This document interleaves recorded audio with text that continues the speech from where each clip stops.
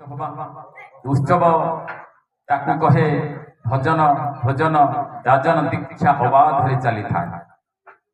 तेणु आपण मैंने एते समय धरी बसी अल्प समय टे बसबे। वर्तमान भजन कार्य सरी जाजन कार्यक्रम तापर भोजन कार्यक्रम जहा ये जो उत्सव कराऊँच ये उत्सवर तीनोटी आभिमुख्य थाए। गोटे हूँ स्मृतिचारण आम प्रतिवर्ष उत्सव करुचे ठाकुरंकर यही जो कार्य गुड़ाक आम केते दूर सठिक भाव में करुचे ताकू स्मृतिचारण करने दरकार एवं ताकू मध्य टिके समीक्षा करवा जे केते दूर ठीक करिचे आगु केते करवा आज आम संकल्प नवा पुणी वर्षक जमती आम ठीक ठीक भाव में ठाकुरंकर ये डीपी कार्य लगी रही था लोक तैयारी लगी रही था यही सब जिन गुड़ाक टे आम मैंने समस्ते आज संकल्प नवा आई ग्रामर समस्त भाई माँ मान मोर ये अनुरोध परम पिता तथा पूज्य आचार्य पूज्य अविंदा जो दायित्व देते डीपीवर्स माध्यम लोक फेरे आने हजिला मनीष को खोजापी से समस्ते मनोनिवेश करते। परम ब्रह्म ईश्वर मालिक आम पाखे अवर्तमान एठार उपस्थित एठी जे जहाँ चाहे जे जहाँ भावे ताही पूरण होता है। से होती मनर मनीष से होती सर्वश्रेष्ठ विवर्तित पुरुषोत्तम प्रति आसक्ति मनीष समस्त विच्छिन्न जीवन चरम समाधान लाभ होता है। तेणु से भाव नहीं आम ये आसीचे से भाव नहीं आम फेरवा एमती गोटे सत्संग अश्विन विश्वास जड़े गुरु भाई बसिकी सत्संग उपभोग करुँगी सत्संग सरला भोग सब बंटा गला जो भोग बंटा से भोग रही कचुड़ी भोग टी अश्विनदा खाईदे भारी हसुंट जिते पाखे बसी सब गुरु भाई मैंने पचार अश्विनदा एत हसुच कौन भोग तो खाइल ना कथा कौन कि आज मोर भारी इच्छा थिला ये कचुड़ी भोग कचुड़ी खाइबापी घरे मोर स्त्री को जनइली कचुड़ी खाइबापी से मना करदे कहले ना आज आईपारे समय ना किंतु ठाकुर जे बांछा कल्पतरु तेणु मुझे आसीगली मोर मनस्कामना पूर्ण होगला। तेणु जहा ये कचुड़ी भोगटा खाइबार सुजोग मिलगला। से जो पाखे गुरु भाई मैंने आलोचना करुले कहले अश्विनदा तुम्हें इच्छा कल बोली आज ये कचुड़ी भोग होती गोटे भाव यहाँ तो असंभव कथा संभव लगुना।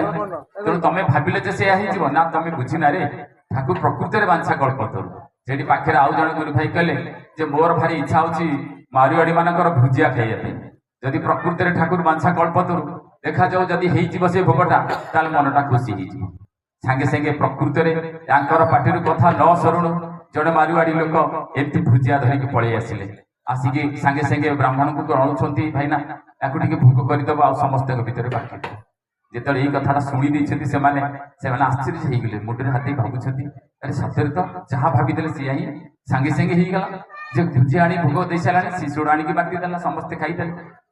पूर्णमल अग्रवाल बोली सीट गोटे व्यक्ति बसी कहले तुम्हें जहाँ भाविल से ठीक अच्छे मोर भारी इच्छा हो गरम गजा खाइबा देखा जाऊ जदि केमती हो प्रकृत में सी सेमती कथा कहू कहू पुणी जड़े सेमती बारीबाड़ी लोक सी गरम कूले गजा धरिकी आसी आणिकी भाईना को दे कहूँ देख तुम्हें भोग कर ठाकुर बांटीदेव बहुत कि मो घर पर रख नवापाई से जिते बसी समस्ते समस्ते आचंबित हो अनई जे जड़े नुह दुई जन नुह तीन जन जहाँ भावे ताही कौन सत्य ठाकुर आगु प्रस्तुत होते रही भोग हवापाई से दिन समस्ते लम लम ही ठाकुर पाखे पड़े गोड़ तले पड़े कहले प्रभु प्रकृत आपड़ हूँ बांछा कल्पतरु आपन को किए कल्पना कहार भी क्षमता अच्छे आपन को विचार कर मानस गोचर आपड़ कहार मानस भितर नहांती। तेणु से चिंता करा स्वयं परम ब्रह्म मालिक ये बसी आमे टे विश्वास कले टे भल पाइबार टाण नहीं चलिए ताहा संभव होता है। विश्वास न कले हो पार ना कारण फरीदपुर जड़े जमीदार थे सी कौन करती सब बड़े ठाकुर कथा शुणती और भारी इच्छा करती ठाकुर पाक आसवाई किंतु एमती शुणु शुणु बेले बेले शुणती जे मोर भारी इच्छा होना ठाकुर पाक जाकर जो श्रमिक मैंने अच्छा जमींदारी से सब ठाकुर विषय पाखे गपंती से दीक्षा नहीं ना कि पाखे जे गपंती ठाकुर एमती पुरुषोत्तम ईश्वर भगवान सब कथा शुणती से दिने श्रमिक मान पचार अरे मुझे शुणिली तुम ठाकुर पाक जे जाऊँगी खाली ठाकुर पैसा मागुच तेणु मोर से इच्छा हो नहीं जावाई ना ना ना तुम न जाओ एमती किसी दिन पर पुणी कहले थे तुम ठाकुर पाक जा तेणु जमीदार साहेब लोक मान सांगे धरी आसी ठाकुर पाखे पहुँचले ଠାକୁର ଭାବନାରେ ବସିଛନ୍ତି ଏବଂ ସମସ୍ତଙ୍କ ସହିତ ଆଳାପ ଆଲୋଚନା ଚାଲିଛି, ହସ ଖୁସି ଚାଲିଛି। ଏଇ ସମୟରେ ଯେତେବେଳେ ପ୍ରଣାମ କରନ୍ତି ଆସି ଜମିଦାର ସାହେବ, ଠାକୁର ଉଠି ପଡି ତାଙ୍କୁ ସ୍ୱାଗତ ଜଣାଉଛନ୍ତି ଏବଂ ତାକୁ ବସଉଛନ୍ତି ପାଖରେ। ଏମିତି କଥାବାର୍ତ୍ତା ଚାଲିଛି। ହଠାତ୍ କିନ୍ତୁ ଠାକୁର କହୁଛନ୍ତି, ଜମିଦାର ସାହେବ ମତେ 300 ଟଙ୍କା ଦବ। ଜମିଦାର ସାହେବ ଚମିକି ପଡିଲେ, କହିଲେ ମୁଁ ଯାହା ଭାବିଥିଲି ସେଇଆ ହେଲା। ଯିଏ ଏଠିକି ଆସିବ ଖାଲି ପଇସା ମାଗିବେ, ଇଏ ମାଗି ସାରିଲାଣି 300 ଟଙ୍କା। ସିଏ ତ ଜମିଦାର ଲୋକ। ସେତେବେଳେ ସମୟରେ ପୁରୁଣା କାଳର କଥା, 300 ଟଙ୍କାର ମୂଲ୍ୟ ବହୁତ କିଛି। ଯେତେବେଳେ ଠାକୁର ମାଗି ଦେଇଛନ୍ତି 300 ଟଙ୍କା, ତେଣୁ ସେ ସବୁଆଡିକି ଅନୁଛନ୍ତି କାଳେ କିଏ କଣ ଭାବିବ। ଭାବି ଭାବି ପକେଟରୁ 300 ଟଙ୍କା ବାହାର କରି ଠାକୁରଙ୍କ ହାତକୁ ବଢେଇ ଦେଲେ। ଠାକୁର ଯେମିତି ପାଇଗଲେ ବହୁତ ଖୁସିରେ ଛିଡା ହେଇ ପଡିଲେ। ଛିଡା ହେଇ କହିଲେ, ଜମିଦାର ସାହେବ ମୋ ସାଙ୍ଗରେ ଆସ। ତାକୁ ସାଙ୍ଗରେ ନେଇଗଲେ ପଦ୍ମା ନଦୀ ପାଖରେ, ଆଶ୍ରମ ପାଖକୁ ଲାଗିଛି ପଦ୍ମା ନଦୀ। ସାଙ୍ଗେ ସାଙ୍ଗେ ପାଣି ଭିତରକୁ ଠାକୁର ପଶିଗଲେ। ସେ 300 ଟଙ୍କାରେ ପାଣି ଆଞ୍ଜୁଳାଇ ଧରିକି ମୁଣ୍ଡିଆ ମାରିକି ସେ 300 ଟଙ୍କା ପାଣିରେ ଭସେଇ ଦେଲେ। ଭସେଇ ଦେଲେ। ଜମିଦାର କହିଲେ, ଆରେ ମୁଁ ଭାବିଥିଲି ଇଏ ଭିକାରୀ ବୋଲି, କଣ ଇଏ ତ ପାଗଳ ସାଙ୍ଗେ ସମାନ। ଆଜିକାଲି ଯୁଗରେ 300 ଟଙ୍କା କେତେ ଅଧିକ, ଆଉ ଇଏ ପାଗଳ, ତାକୁ ନେଇ ପାଣିରେ ଭସେଇ ଦେଲେ। ମୁଁ କାହାକୁ କଣ କହିବି, ଏଠିକି ନ ଆସିବାଟା ବରଂ ଭଲ କହିକି ସିଆଡୁ ସୁଆଡୁ ତାଙ୍କର ସେ ପଳେଇ ଚାଲିଗଲେ। ଏମିତି କିଛି ଦିନ ଚାଲିଗଲା। ପଦ୍ମା ନଦୀରେ ଥରେ ନିଜେ ଜମିଦାର ସାହେବ ତାଙ୍କର ଡଙ୍ଗାରେ ବସିକି ଏ ଜଳ କ୍ରୀଡ଼ା କରୁଛନ୍ତି ତାଙ୍କର ବନ୍ଧୁବାନ୍ଧବ ମାନଙ୍କ ସହିତ। ଏମିତି ଚାଲିଛି। ଆପଣମାନେ ସମସ୍ତେ ଜାଣିଥିବେ ପଦ୍ମା ନଦୀଟା ବିଶାଳ ନଦୀ, 2.5 କୋଶ ପୁରା। କାହିଁକିନା ଗଙ୍ଗା ବ୍ରହ୍ମପୁତ୍ର ମିଳନ ହଉଛି ପଦ୍ମା ନଦୀ ବାଂଲାଦେଶରେ। ତେଣୁ ଏତେ ବିଶାଳ। ବେଳେ ବେଳେ କଣ ହୁଏ ନା, କାଳ ବୈଶାଖୀ ଆସିଗଲେ ଭାରି ଜୋର ବିପଦ କରିକି ଜମିଦାର କଣ କରିଛନ୍ତି, ତାଙ୍କର ତରିରେ ତାଙ୍କ ଡଙ୍ଗାରେ ବୁଲୁଛନ୍ତି ବନ୍ଧୁବାନ୍ଧବଙ୍କ ସହିତ। ହଠାତ୍ କିନି କାଳ ବୈଶାଖୀ ଆସିଗଲା। ଏତେ ପବନ ଜୋର ବାତ୍ୟା ଆରମ୍ଭ ହେଇଗଲା ଯେ ଡଙ୍ଗାକୁ ସମ୍ଭାଳିବା ସମ୍ଭବ ହେଇପାରିଲା ନା। ଏତେ ପ୍ରବଳ ବାତ୍ୟା ଜୋର ହେଲା ଯେ ଡଙ୍ଗା ଚୁରମାର ହେଇଗଲା ଭାଙ୍ଗିକି। ସମସ୍ତ ବନ୍ଧୁବାନ୍ଧବ ଠାରୁ ଆରମ୍ଭ କରି ସମସ୍ତେ ପାଣିରେ ଡୁବିବାକୁ ଲାଗିଲେ। এই ସମୟରେ ସମସ୍ତେ ବୁଡି ଯାଉଛନ୍ତି, ଚିତ୍କାର କରୁଛନ୍ତି, ବଞ୍ଚାଅ ବଞ୍ଚାଅ। କିନ୍ତୁ ଜମିଦାର ସାହେବ ଦେଖୁଛନ୍ତି ତାଙ୍କୁ ଯଦି କିଏ ଜଣେ ତଳୁ ଟେକିକି ଧରୁଛି। ବାରମ୍ବାର ସେ ତଳକୁ ଅନେଇ ଦେଖୁଛନ୍ତି, ଠାକୁର ଅନୁକୂଳ ଚନ୍ଦ୍ର ତାଙ୍କୁ ଟେକିକି ଧରିଛନ୍ତି। ବିକଳ ହେଇକି ସେ ଧୀରେ ଧୀରେ ଧୀରେ ଧୀରେ ଯେତେବେଳେ ଆସିକି ତଳକୁ ଉପରକୁ ଉଠି ଆସିଲେ, ଏପଟେ ନାଉରୀ ମାନେ ସମସ୍ତେ, ଧୀବର ମାନେ ସମସ୍ତେ ଅନ୍ୟ ଲୋକଙ୍କୁ ଉଦ୍ଧାର କରିବାରେ ଲାଗିଛନ୍ତି।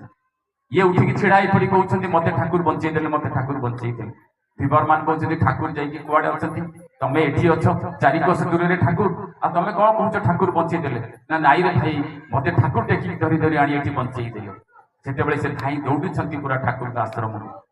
ବିକଳରେ ଆସି ଆଶ୍ରମ ପାଖରେ ଠାକୁର ଯେମିତି ଦେଖିଛନ୍ତି, ଲମ୍ ହେଇ ଗୋଡ ତଳେ ପଡି କାନ୍ଦିକି ଚାପୁଡି ଧରି ଗୋଡକୁ ବିକଳ ହେଇ କହୁଛନ୍ତି, ଠାକୁର ଆପଣ ମତେ ବଞ୍ଚେଇ ଦେଲେ, ଠାକୁର ଆପଣ ମତେ ବଞ୍ଚେଇ ଦେଲେ।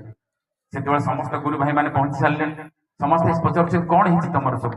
ନା ଯେତେବେଳେ ଆମର ଡଙ୍ଗାଟା ଭାସିଗଲା ଏବଂ ଡଙ୍ଗାଟି ଭାଙ୍ଗି ଚୁରମାର ହେଇଗଲା ବାତ୍ୟାରେ, ସମସ୍ତେ ବୁଡିଗଲେ, ମତେ କିନ୍ତୁ ଠାକୁର ଧରି ବଞ୍ଚେଇ ଦେଇଛନ୍ତି। ସେଦିନ ଠାକୁର କହୁଛନ୍ତି, ଜାଣିଛ ନା, ଯୋଉଦିନ ଜମିଦାର ସାହେବ ମୋ ପାଖକୁ ଆସିଥିଲେ, ସେଇଦିନ ମୁଁ ତାଙ୍କୁ ଦେଖିକି ଜାଣି ଦେଇଥିଲି ଇଏ ପଦ୍ମା ନଦୀର ମୃତ୍ୟୁବରଣ କରିବା ପାଇଁ ଯାଉଛନ୍ତି। ସେଥିପାଇଁ ତାଙ୍କୁ 300 ଟଙ୍କା ମାଗିକି ନେଇକି ପଦ୍ମା ନଦୀର ଜଳରେ ମାକୁ, ପଦ୍ମା ମାକୁ ମୁଁ ଭିକ୍ଷା ମାଗିଥିଲି, ଜମିଦାରଙ୍କର ଜୀବନଟା ମତେ ଟିକେ ଦୟାକରି ଫେରେଇ ଦେଇ। ସେଇ 300 ଟଙ୍କା ସେଇ ପାଣିରେ ଭସେଇ ଦେଇଥିଲି ମୁଁ।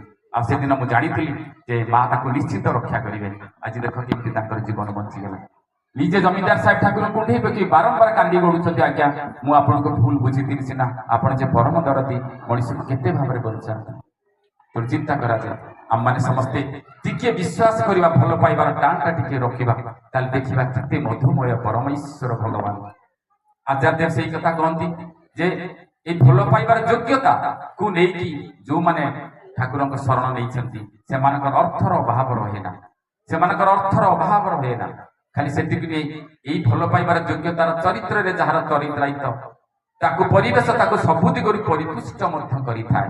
ତେଣୁ ମଣିଷ ଯେତେବେଳେ ନାରାୟଣଙ୍କ ପଛରେ ଥାଏ, କାରଣ ନାରାୟଣକୁ ଖୁସି କରିବା, ଇଷ୍ଟକୁ ଖୁସି କରିବା ତାର ଏକମାତ୍ର ଉପାଦାୟ ହେଇଥାଏ। এই ଖୁସି କରିବାର ଉପାୟ ହେଉଛି ମାତ୍ର ଯଜନ ଯାଜନ ଇଷ୍ଟବୃତ୍ତି ଦୀକ୍ଷା ମାଧ୍ୟମରେ। এই ଖୁସି କରିବାର ଚିନ୍ତା ଯାହାର ଥାଏ, ଆଚାର୍ଯ୍ୟ କହୁଛନ୍ତି ଯିଏ ନାରାୟଣକୁ ଅନୁସରଣ କରେ, ମା ଲକ୍ଷ୍ମୀ ମଧ୍ୟ ତାଙ୍କୁ ଅନୁସରଣ କରିଥାନ୍ତି। ତେଣୁ ନାରାୟଣ ଯୋଉଠି ମା ନାରାୟଣୀ ସେଇଠି, ମା ଲକ୍ଷ୍ମୀ ମଧ୍ୟ ସେଇଠି।